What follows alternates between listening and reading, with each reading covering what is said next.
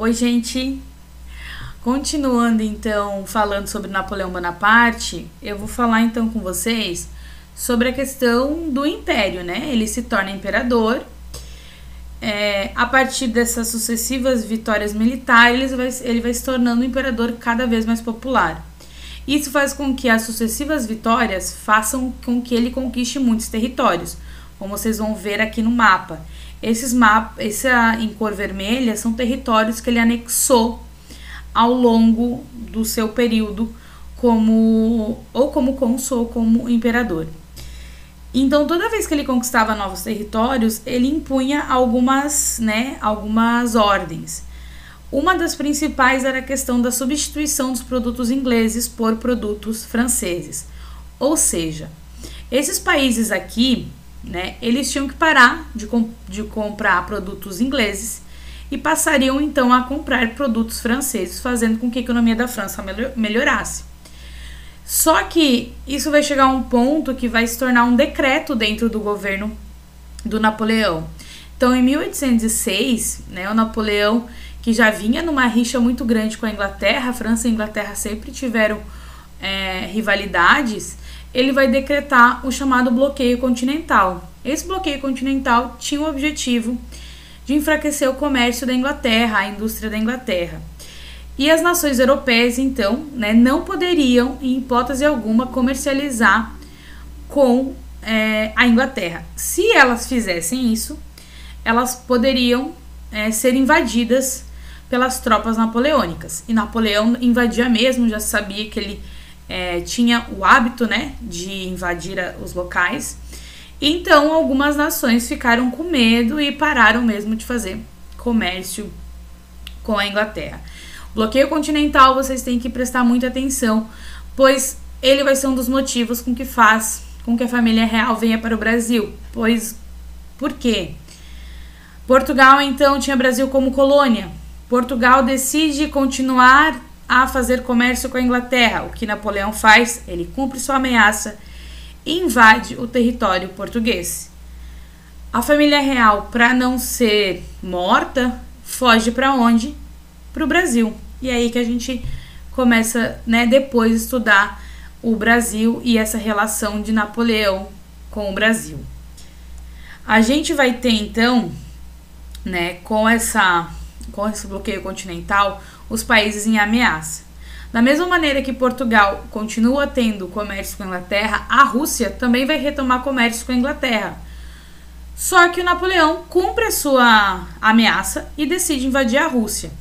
Só que o Napoleão esqueceu de um pequeno detalhe, que existiam tropas na Rússia e que na Rússia existia algo chamado inverno russo. E a tática russa foi chamada de as terras arrasadas. Eles colocavam venenos nas águas das cidades onde as tropas napoleônicas iam passar, queimavam tudo. Isso foi fazendo com que as tropas napoleônicas fossem enfraquecidas. E os russos, então, conseguem vencer Napoleão em Moscou. É a primeira derrota, então, dessa ascensão militar ali de Napoleão. E logo depois, então, a Rússia e outros países decidem tomar Paris em 1814. O que o Napoleão faz? Ele foge para a ilha de Elba. Nesse momento, quando ele foge, ele deixa de ser imperador. E quem toma o lugar dele é o irmão do Luís XVI. Vocês lembram quem que é? Luís XVI, aquele que perdeu a cabeça durante a Revolução Francesa. O irmão dele, então, assume o poder e a família Bourbon, que é a qual pertence os dois Luíses, retomam o poder. A população não gostou nada disso, porque eles conseguiram tirar os Bourbons do poder e agora eles estão novamente sofrendo com a monarquia e eles não querem isso. Então, em 1815, o Napoleão foge do lugar onde ele está, que é a ilha de Elba, volta à França. Ele vai ter o apoio então da população, da burguesia que sempre apoiou ele e dos militares, e ele retorna então a Paris. O Luís XVIII foge e o Napoleão retoma o poder. Só que assim, os países que derrotam o Napoleão, eles vão se unir novamente e a gente vai ter a Batalha de Waterloo, tá? Essa batalha é a derrota final do Napoleão Isso faz com que ele, além de derrotado, ele é exilado na ilha de Santa Helena e ele morre lá de causas naturais, alguns dizem que ele foi envenenado, e assim ele encerra o seu período enquanto governante da França. Esse período, quando ele retorna até a saída dele novamente, é chamado de governo de 100 dias, porque ele fica durante 100 dias novamente como governante da França. Após a saída do Napoleão, então a gente vai ter o chamado Congresso de Viena.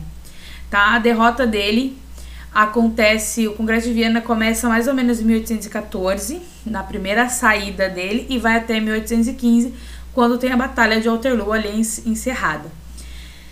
Quem participa desse congresso? Representantes, então, das grandes nações europeias, principalmente nações que tinham monarquias ainda, pois elas queriam continuar com a monarquia, não queria que o sistema de república ou qualquer outra coisa assim se espalhasse pela Europa. Então, quais foram as ações desse Congresso de Viena? Restauração da monarquia na França. Todos os países ou territórios que tinham sido conquistados pela França antes da Revolução foram devolvidos, e aqueles que o Napoleão conquistou também foram devolvidos, e a França teve que pagar indenização de guerra a esses países. Além disso, a Inglaterra, então, vai poder fazer livre comércio com todos os países. Assim, a gente encerra a Era Napoleônica e todo esse processo da Revolução Francesa.